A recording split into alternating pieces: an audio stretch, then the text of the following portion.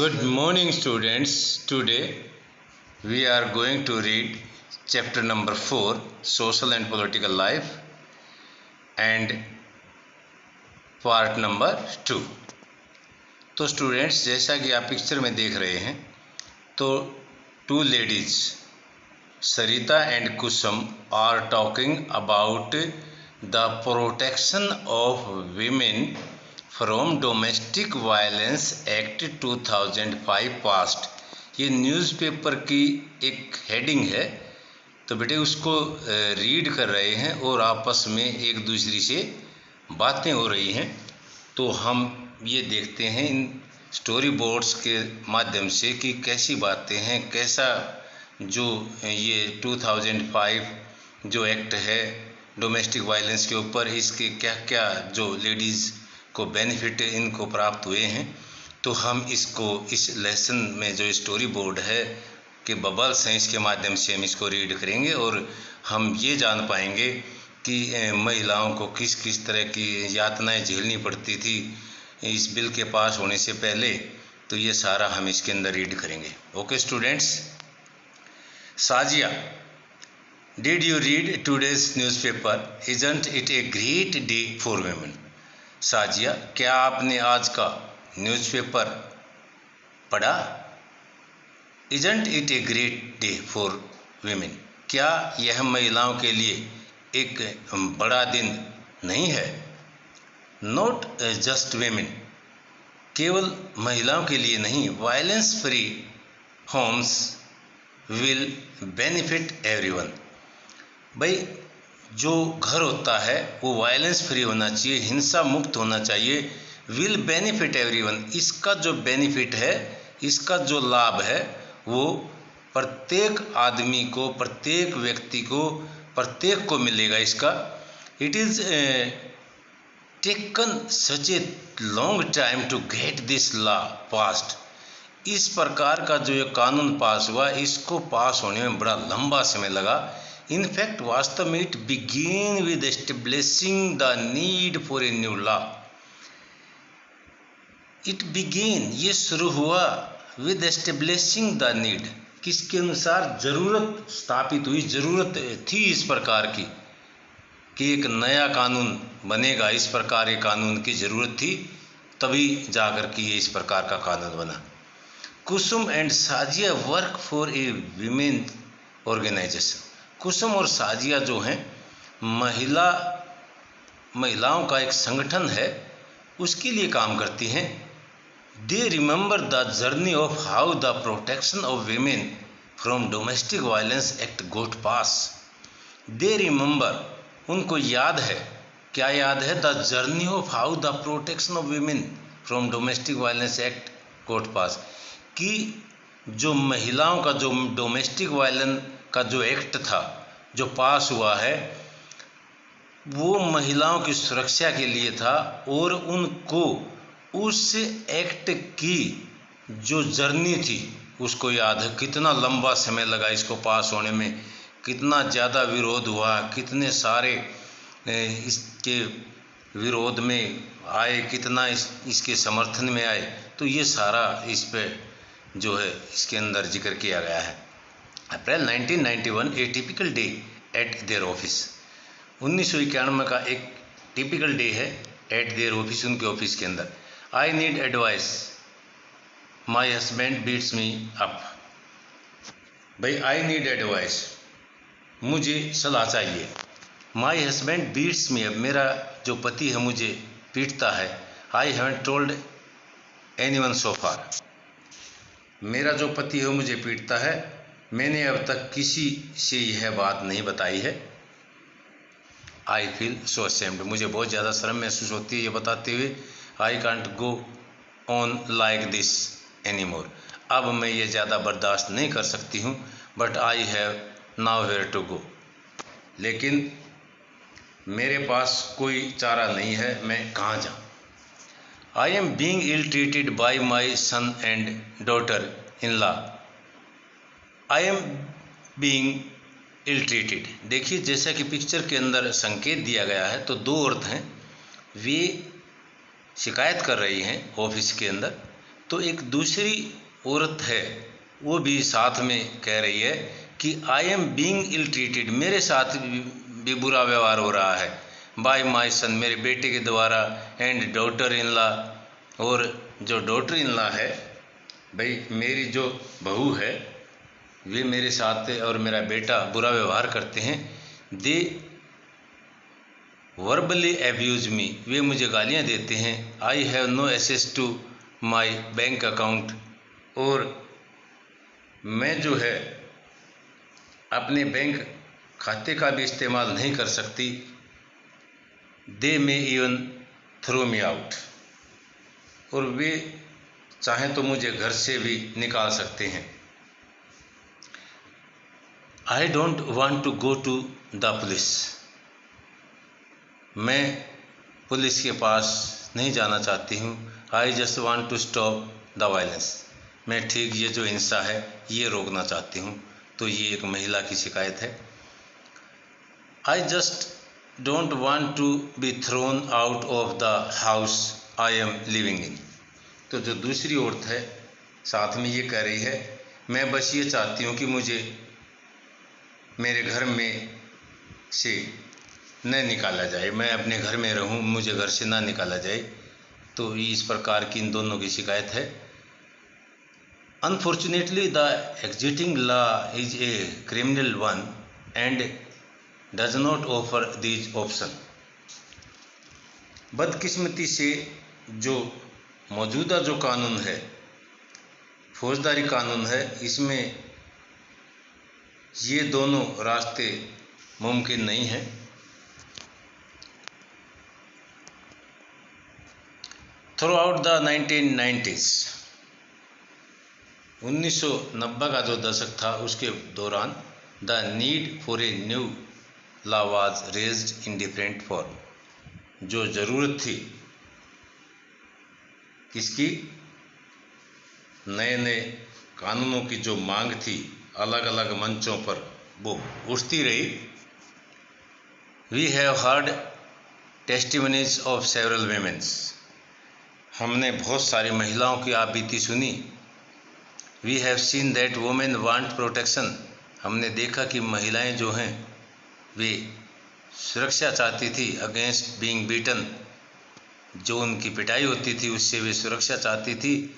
The right of continue living in a shared house hold and often temporary relief, और वे अपने मकान में रहना चाहती थी, कई बार उन्हें सिर्फ थोड़ी सी राहत की ज़रूरत होती थी। We need a new civil law to address this issue, तो एक महिला जो है उसके अंदर से आवाज़ निकाल रही है, वो बोल रही है कि इस मुद्दे से निपटने के लिए एक नया नागरिक कानून होना चाहिए।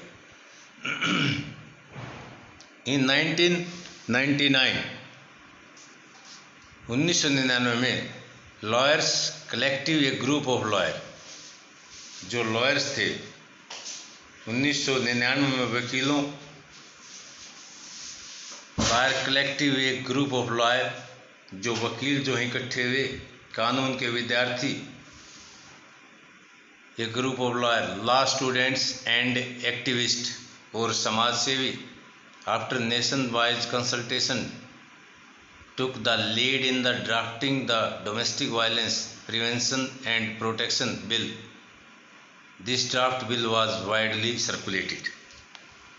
तो देखिए लॉयर्स जो कलेक्टिव थे 1999 में, जो वकील थे, कानून के विद्यार्थी थे, बहुत सारे समाज वैज्ञानिकों के संगठन थे, इन सभी ने राष्ट्रव्यापी चर्चा के बाद घरेलू हिंसा रोकथाम और जो सुरक्षा थी विधेयक का मसौदा तैयार किया। इस विधेयक को बहुत सारे लोगों को पढ़ाया गया था, वाइडली सर्कुलेटेड किया गया था, बहुत सारे आदमियों को के पास इसे भेजा गया था। The definition of domestic violence should include physical, economic, sexual and verbal and economical abuse. जो डेफिनेशन ऑफ डोमेस्टिक वायलेंस, जो परिभाषा घरेलू हिंसा की, वो क्या है, जिसके अंदर शामिल है शारीरिक, आर्थिक, यौवन और वर्बल मौखिक एंड इमोशनल एब्यूज और भावात्मक जो दुराचार है, इस प्रकार की चीज़ें इसके अंदर शामिल हैं। The law should cover any women living with in A share domestic space. जो लॉ है, जो कानून है, शुड कवर, वो किस चीज़ को कवर करता है? Living with in A share domestic space. भाई जो महिलाएं हैं, घरेलू जो स्थान है उसमें रहने वाले किसी भी महिला को इस कानून के तहत रखा जाना चाहिए। They should be protested from being evicted from the share household. और उन्हें जो शेयर्ड हाउस होल्ड है, जो साझे का जो मकान है, उसमें से जो बेदखली है, एविकेटेड है, उससे जो है बचाया जाना चाहिए। What about some monetary relief? और आर्थिक मदद के बारे में क्या ख्याल है? Meeting were held with different organization. जो मीटिंग है वो अलग अलग संस्थानों के साथ बैठक की गई। The women's movement want a new law on domestic violence. जो महिलाएं थी, महिला आंदोलन घरेलू हिंसा पर एक नया कानून चाहता है। The government should introduce it in parliament soon. तो सरकार को यह प्रस्ताव जल्दी से जल्दी संसद में पेश करना चाहिए। Finally the bill was introduce in parliament in 2002। आखिरकार जो बिल था वो पार्लियामेंट के अंदर 2002 के अंदर पेश किया गया। बट लेकिन क्या कमी आई, क्या बातें हुई, ... का मतलब इसके अंदर क्या कुछ बहस हुई, ये आगे देखते हैं। This bill has none of what we have been suggested. इस बिल में कोई भी वो बात नहीं है जो हमने सजेस्ट की गई है, जिसका हमने सुझाव दिया हो। We must oppose the bill in its present form.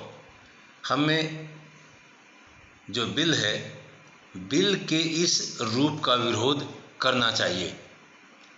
ये एक महिला की स्टेटमेंट है और जो अलग से एक महिला है जिसकी तरफ संकेत किया गया, वो क्या कहती है? Let us have a press conference. आओ एक संवाददाता सम्मेलन बुलाते हैं। We could also start an online petition. और हम जो है ऑनलाइन याचिका भी शुरू करनी चाहिए। तो महिलाएं जो हैं काफ़ी मेहनत कर रही हैं कि हमें जो है इस प्रकार से संवाददाता सम्मेलन बुलाना चाहिए और हमें अपनी बात को प्रेस कॉन्फ्रेंस के आगे रखना चाहिए और प्रेस कॉन्फ्रेंस के माध्यम से पब्लिक इशू बनाना चाहिए। इसको सभी जनता को पता लगे कि हमारी मांग क्या है और हमारी जो मांगे हैं इन पर विचार क्यों नहीं हो रहा है। तो ये इस तरह का जो पब्लिक इशू जो बनेगा, तो प्रेस कॉन्फ्रेंस में इसको हम डालेंगे तो हमारी जो मांगे हैं वे पूरी होने की संभावना बढ़ेगी, सरकार इसको मानेगी और ये जो है पार्लियामेंट के अंदर ये बिल पास होगा। तो इस तरह से महिलाओं ने बहुत ज़्यादा इसके ऊपर बहस की, बहुत ज़्यादा विचार हुआ। तो आगे देखते हैं। सेवरल वुमेन्स ऑर्गेनाइजेशन, देखिए बहुत सारे जो महिला संगठन, नेशनल कमीशन फॉर वुमेन, राष्ट्रीय महिला आयोग, made submission to the parliament standing committee. तो पार्लियामेंट की जो स्थायी समिति थी उसके सामने उन्होंने ये सुझाव दिया। Esteemed member of the parliament standing committee, वे माननीय संसदीय स्थायी समिति के सदस्यों, the present bill must be changed. जो वर्तमान जो बिल है उसमें बदलाव ज़रूरी है। We do not agree with the definition of domestic violence being possessed. हम जो है घरेलू हिंसा का जो प्रस्तावित जो परिभाषा है, जो घरेलू हिंसा की जो परिभाषा है जो चल रही है आपके जो प्रस्ताव में है, उससे हम सहमत नहीं हैं। The law needs to provide for temporary custody of children. इस कानून में बच्चों को अस्थायी कस्टडी का भी इंतजाम नहीं है। तो साइड में बेटे ये जो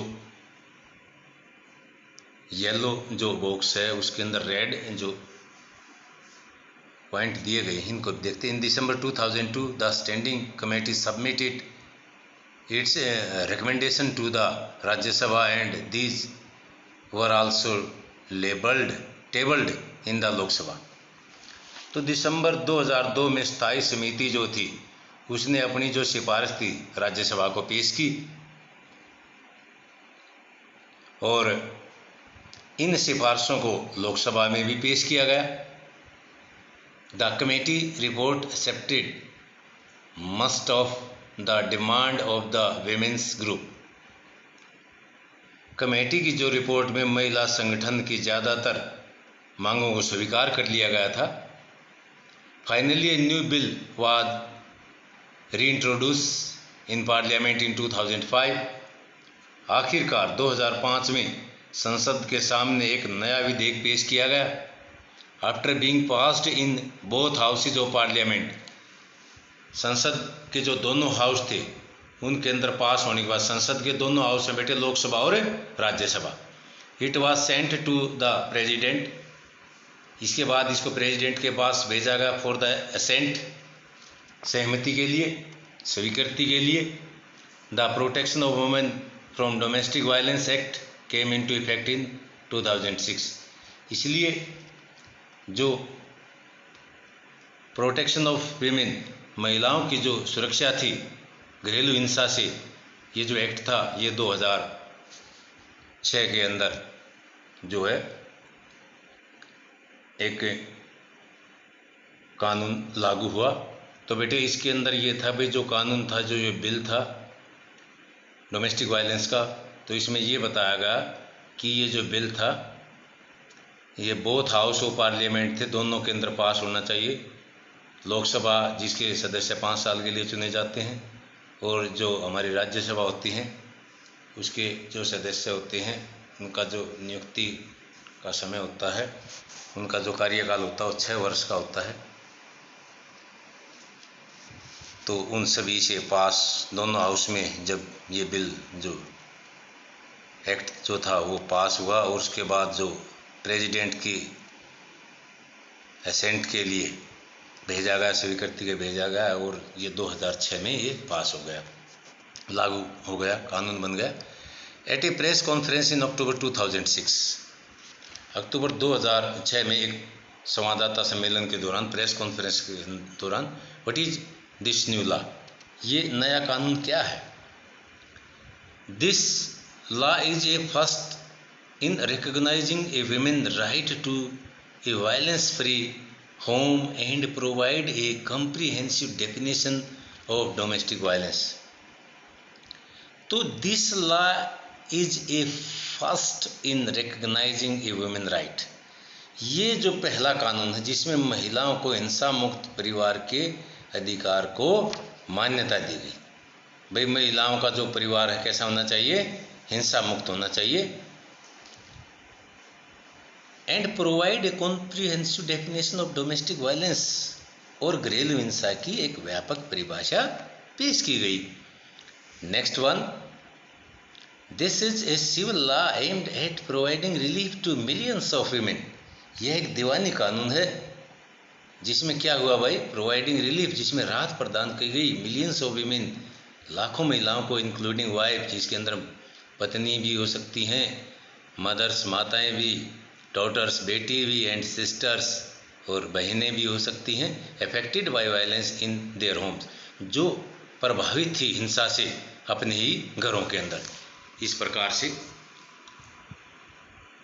ये सभी महिलाएं जो हैं हिंसा से प्रभावित थी।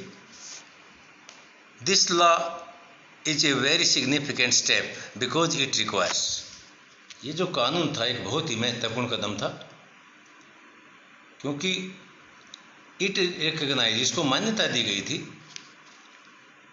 The right of women to live in a shared household, कि साझा जो घर था उसके अंदर महिलाओं को अधिकार था उसके अंदर रहने का। Women can get A protection order against any further violence, महिलाएं को जो है सुरक्षा का अधिकार था, सुरक्षा का अधिकार प्राप्त कर सकती थी अगेंस्ट एनी फर्दर वायलेंस, किसी भी हिंसा से।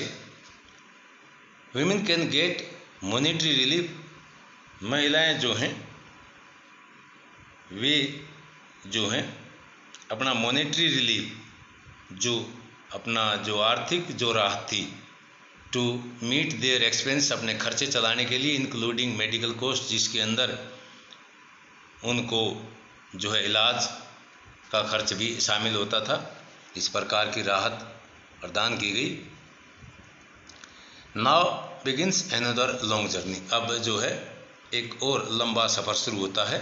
Yes, now the government has to ensure, अब जो सरकार है उसको ये देखना चाहिए, ख्याल रखना चाहिए, that this law is implemented and enforce, कि ये जो कानून है ये इम्प्लीमेंट अच्छी तरह से होना चाहिए, लागू होना चाहिए, और इसको अच्छी तरह से इसके ऊपर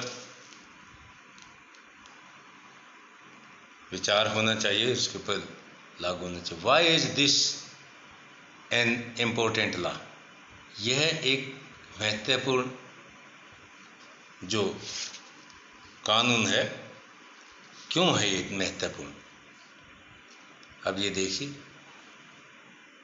इक्वल रिलेशनशिप और वायलेंस फ्री, बराबरी के रिश्ते हिंसा से मुक्त होते हैं जब हम ये सोचते हैं अगर हम आपस में बराबर हैं तो उसमें हिंसा की संभावना नहीं रहती है। Often women who face violence और are abused are seen as victim, often प्राय जो महिलाएं होती हैं जो हिंसा जिनके साथ होती है और आर एब्यूज, या आमतौर पर उनको क्या समझा जाता है, are abuse are seen victim, जिनके साथ होती है दुराचार होता है तो उनको हम पीड़ित मानते हैं। But women struggle in several different way to survive then these situation, इन हालात से उबरने के लिए और तरह तरह से संघर्ष करती गई हैं। Therefore, it is more accurate to refer to them as survivor rather than as victim, इसलिए इन्हें पीड़ित कहने की बजाय सर्वाइवर कहना ज़्यादा बेटर है, ज़्यादा अच्छा है, rather than as victim। भाई हम महिलाओं को सर्वाइवर कहना ज़्यादा बेटर है एक पीड़ित कहने की बजाय। तो बेटे आपने जो है लेसन को ध्यान से पढ़ना है, तो नेक्स्ट टाइम हम जो रिमेनिंग पार्ट है हम उसको कंप्लीट कर देंगे, और उसके बाद आपके क्वेश्चन आंसर और जैसा कि आपका ग्लोसरी का पार्ट है उसको भी सेंड करेंगे। ओके, जो आपका रिटन वर्क है उसको टाइमली कंप्लीट करते रहें, और उसको व्हाट्सएप नंबर जो आपको दिया गया है उसके ऊपर सेंड करें और चेक करवाएं बेटे अपनी नोटबुक। Okay, thank you.